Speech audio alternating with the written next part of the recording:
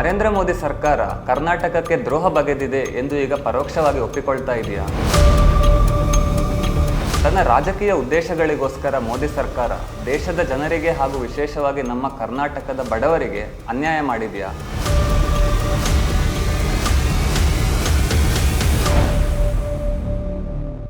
ಎಲ್ರಿಗೂ ನಮಸ್ಕಾರ. ಸಂಪಾದಕ ಯೂಟ್ಯೂಬ್ ಚಾನಲ್ಗೆ ನಿಮಗೆಲ್ಲ ಸ್ವಾಗತ. ಮೇ 2023ರಲ್ಲಿ ನಡೆದ ಕರ್ನಾಟಕ ವಿಧಾನಸಭಾ ಚುನಾವಣೆಯಲ್ಲಿ ಕಾಂಗ್ರೆಸ್ ಪಕ್ಷ ಉತ್ತಮ ಬಹುಮತ ಜಯಗಳಿಸಿತು. ಇದಕ್ಕೆ ಪ್ರಮುಖ ಕಾರಣವಾಗಿದ್ದ 5 ಗ್ಯಾರಂಟಿಗಳಲ್ಲಿ ಒಂದು ಬಡವರಿಗಾಗಿ ಘೋಷಿಸಿದ ಅನ್ನಭಾಗ್ಯ ಯೋಜನೆ. ಈ ಯೋಜನೆಯಲ್ಲಿ 5 ಕೆಜಿ ಅಕ್ಕಿ ಕೇಂದ್ರ ಸರ್ಕಾರವು ಅದರ ರಾಷ್ಟ್ರೀಯ ಆಹಾರ ಸುರಕ್ಷತಾ ಕಾಯ್ದೆಯಡಿಯಲ್ಲಿ ನೀಡುವಂಥದ್ದು ಹಾಗೂ ಉಳಿದ 5 ಕೆಜಿ ರಾಜ್ಯ ಸರ್ಕಾರದ ಪಾಲು.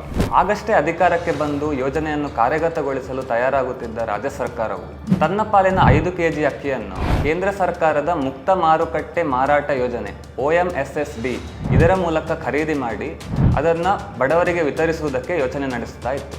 ಆದರೆ 2023ರ ಜೂನ್ 13ರಂದು ಕೇಂದ್ರ ಸರ್ಕಾರವು ದಿಢೀರಾಗಿ ಈ OMSSB ಯೋಜನೆಯಲ್ಲಿ ಎಲ್ಲ ರಾಜ್ಯಗಳಿಗೆ ಅಕ್ಕಿಯನ್ನು ಮಾರಾಟ ಮಾಡುವುದಕ್ಕೆ ತಡೆಯೊಡ್ಡಿತು.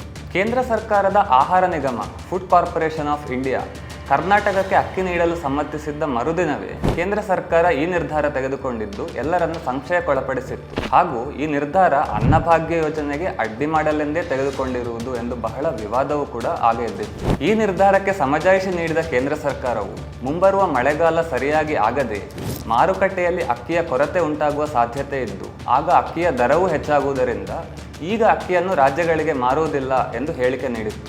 ಆದರೆ ಈಗ ಬರುತ್ತಿರುವ ಕೆಲವು ಮಾಧ್ಯಮ ವರದಿಗಳು ಸರ್ಕಾರದ ಬಳಿ ಅಗತ್ಯವಿರಬೇಕಾದ 13.54 ದಶಲಕ್ಷ ಟನ್ ಅಕ್ಕಿಗಿಂತ ಸುಮಾರು 3 ಪಟ್ಟು ಜಾಸ್ತಿ ಅಂದರೆ ಸುಮಾರು 50 ದಶಲಕ್ಷ ಟನ್ ಅಕ್ಕಿ ದಾಸ್ತಾನು ಇದೆ ಎಂದು ಬಹಿರಂಗಪಡಿಸಿವೆ. ಅದರ ಅರ್ಥ ಕೇಂದ್ರ ಸರ್ಕಾರಕ್ಕೆ ರಾಜ್ಯಗಳಿಗೆ ಅಕ್ಕಿಯನ್ನು ಮಾರಲು ಬೇಕಿದ್ದ ದಾಸ್ತಾನು ತುಂಬ ಹೇರಳವಾಗಿತ್ತು ಎಂದು. ಇದಕ್ಕೆ ಪುಷ್ಟಿ ನೀಡುವಂತೆ 2024ರ ಫೆಬ್ರವರಿಯಲ್ಲಿ ಭಾರತ್ ರೈಸ್ ಎಂಬ ಒಂದು ಹೊಸ ಯೋಜನೆಯನ್ನು ಕೇಂದ್ರ ಸರ್ಕಾರ ತಗೊಂಡಿತ್ತು.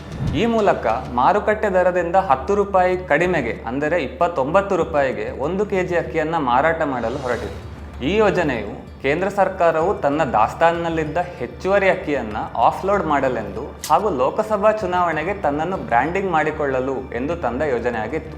ಅದೇನೇ ಆಗಿರಲಿ, ಈ ಭಾರತ್ ರೈಸ್ ಯೋಜನೆಯಿಂದ ಕೇಂದ್ರ ಸರ್ಕಾರವು ರಾಜ್ಯಗಳಿಗೆ ಅಕ್ಕಿಯನ್ನು ಮಾರಾಟ ಮಾಡದೇ ಇರಲು ನೀಡಿದ್ದ ಹೇಳಿಕೆಗಳೆಲ್ಲ ಸುಳ್ಳೆದ್ದು ಆಗಲೇ ಒಮ್ಮೆ ಸಾಬೀತಾಗಿತ್ತು. ಆದರೆ ಇದೀಗ ಈ ಭಾರತ್ ರೈಸ್ ಯೋಜನೆ ಅಂದುಕೊಂಡ ರೀತಿಯ ರೆಸ್ಪಾನ್ಸ್ ಪಡೆಯದೆ ಬರೀ 4 ತಿಂಗಳಲ್ಲೇ ಸ್ಥಗಿತಗೊಂಡಿದೆ. ಭಾರತೀಯ ಆಹಾರ ನಿಗಮಕ್ಕೆ ಕೂಡ ತನ್ನ ಬಳಿ ಜಾಸ್ತಿ ಕಾಲ ಅಕ್ಕಿಯನ್ನು ಇಟ್ಟುಕೊಳ್ಳಲಾಗುವುದಿಲ್ಲ. ಏಕೆಂದರೆ ಅಕ್ಕಿಯನ್ನು ಸಂಗ್ರಹಿಸಿಟ್ಟುಕೊಳ್ಳಲು ಪ್ರತಿ ಕ್ವಿಂಟಾಲ್ಗೆ 3,975 ರೂಪಾಯಿ ವೆಚ್ಚವಾಗ್ತದೆ. ಈ ಕಾರಣಗಳಿಂದಾಗಿ ತನ್ನ ಆರ್ಥಿಕ ಹೊರೆ ಜಾಸ್ತಿ ಆಗುತ್ತಿರುವುದನ್ನು ಮನಗಂಡ ಮೋದಿ ಸರ್ಕಾರ ಈಗ ಪುನಃ ಅಕ್ಕಿಯನ್ನು ಮುಕ್ತ ಮಾರುಕಟ್ಟೆ ಮಾರಾಟ ಯೋಜನೆಯಲ್ಲಿ ರಾಜ್ಯಗಳಿಗೆ ಮಾರಲು ಮುಂದಾಗ್ತಾ ಇದೆ. ತನ್ನ ಬಳಿ ಅಗತ್ಯಕ್ಕಿಂತ ಹೆಚ್ಚು ದಾಸ್ತಾನು ಇದ್ದರೂ ಸಹ ರಾಜ್ಯಗಳಿಗೆ ಮಾರಾಟ ಮಾಡುವುದನ್ನು ಅನ್ನಭಾಗ್ಯ ಯೋಜನೆಯ ಸಮಯದಲ್ಲಿಯೇ ನಿಲ್ಲಿಸಿರುವುದು ರಾಜಕೀಯ ವೆಂಡೆಟ್ಟ ಸಾಧಿಸಲೆಂದೇ ಎಂದು ಎಲ್ಲೆಡೆಯಿಂದ ಕೇಳಿ ಬರುತ್ತಿದ್ದ ಆರೋಪಗಳಿಗೆ ಈಗ ಸರ್ಕಾರ ತೆಗೆದುಕೊಂಡಿರುವ ಈ ಯೂಟರ್ನ್ ಮತ್ತಷ್ಟು ಬಲ ನೀಡಿದೆ. ಡೆಮೊಕ್ರಾಟಿಕ್ ಆಗಿ ಆಯ್ಕೆಯಾಗಿ ಬಂದ ಒಂದು ಸರ್ಕಾರದ ಯೋಜನೆಗೆ ಅಡ್ಡಿ ಬಂದು ಎಲ್ಲ ರಾಜ್ಯಗಳಿಗೆ ಅಕ್ಕಿಯನ್ನು ಮಾರಾಟ ಮಾಡುವುದನ್ನೇ ನಿಲ್ಲಿಸಿ ಆಹಾರ ಸಬ್ಸಿಡಿ ಬಿಲ್ಲನ್ನು ಸುಮಾರು 16,000 ಕೋಟಿಯಿಂದ 18,000 ಕೋಟಿ ರೂಪಾಯಿಗಳಿಗೆ ಏರಿಸಿರುವುದಕ್ಕೆ ಪ್ರಧಾನಿ ನರೇಂದ್ರ ಮೋದಿ ಕನ್ನಡಿಗರ ಹಾಗೂ ಎಲ್ಲ ಭಾರತೀಯರ ಕ್ಷಮೆ ಕೇಳಬೇಕೆಂದು ಎಲ್ಲೆಡೆಯಿಂದ ಈಗ ಆಕ್ರೋಶ ಕೇಳಿ ಬರ್ತಾ ಇದೆ. ಕೇಂದ್ರದ ಆಹಾರ ಸರಬರಾಜು ಮಂತ್ರಿ ಪ್ರಹ್ಲಾದ್ ಜೋಶಿ ಅವರನ್ನು ಒಳಗೊಂಡಂತೆ ರಾಜ್ಯದ ಒಟ್ಟು 19 ನೂತನ NDA ಸಂಸದರು ರಾಜ್ಯಕ್ಕೆ ಈ ದ್ವೇಷದ ರಾಜಕೀಯದಲ್ಲಾದ ನಷ್ಟಕ್ಕೆ ಪರಿಹಾರ ತಂದು ಕೊಡುತ್ತಾರೆಯೇ ಅಥವಾ ರಾಜ್ಯ ಸರ್ಕಾರ ದಿವಾಳಿಯಾಗಿದೆ, ಅಕ್ಕಿ ಖರೀದಿಸಲು ಕೂಡ ಹಣ ಇಲ್ಲದ ಪರಿಸ್ಥಿತಿ ಇದೆ ಎಂದೆಲ್ಲ ಕ್ಷುಲ್ಲಕ ಹೇಳಿಕೆಗಳನ್ನಷ್ಟೇ ನೀಡಿ ಸುಮ್ಮನಾಗುತ್ತಾರಾ ಎಂದೆಲ್ಲ ಮುಂದಿನ ದಿನಗಳೇ ಹೇಳಬೇಕು.